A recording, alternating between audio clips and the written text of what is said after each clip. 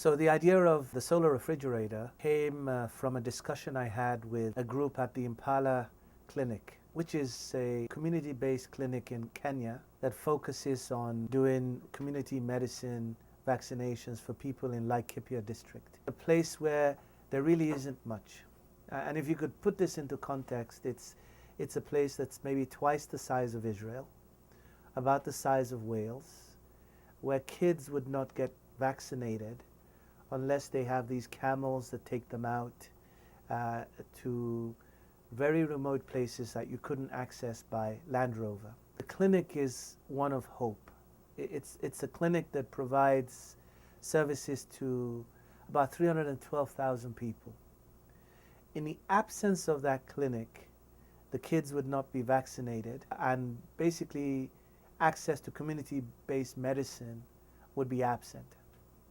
And so you could imagine a place twice the size of Israel not having this kind of basic medical facility. Right now, they do have it, but there are daily vaccine losses during the missions. So once they open up the vaccines, they have an ice pack, and they lose the rest of the materials unless they're able to maintain the temperatures. So consequently, we're talking about a poor country with limited resources, where there are these daily losses of vaccines in the absence of solar-powered cooling.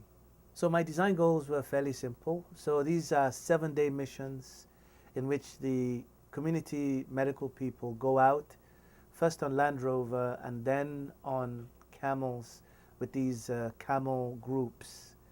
And I wanted to have a system where the energy that you could store in the batteries and the energy that you could replenish through daily exposure to the sun would guarantee that the refrigerators would always have power. When we started the project, we thought about various concepts.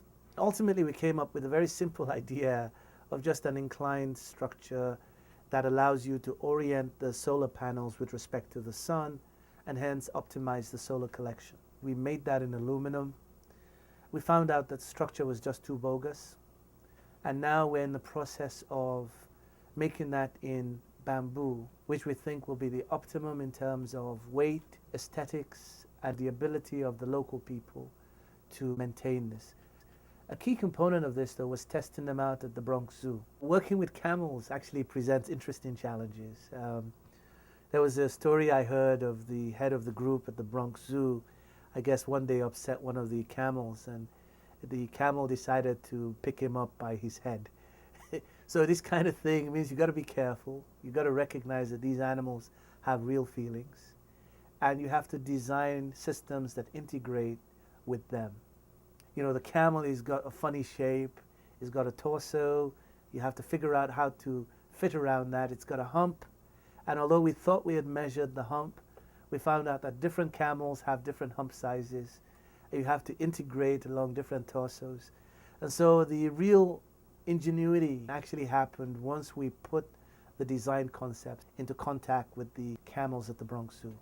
So our goal really, beyond the implementation in one model for Impala, would really be to diffuse these across, not just based on aid, but with an approach that empowers the local people in Africa, in the Middle East, in places where people are not necessarily able to afford healthcare, to use the production of these as a way of sustaining the livelihood of people in those communities.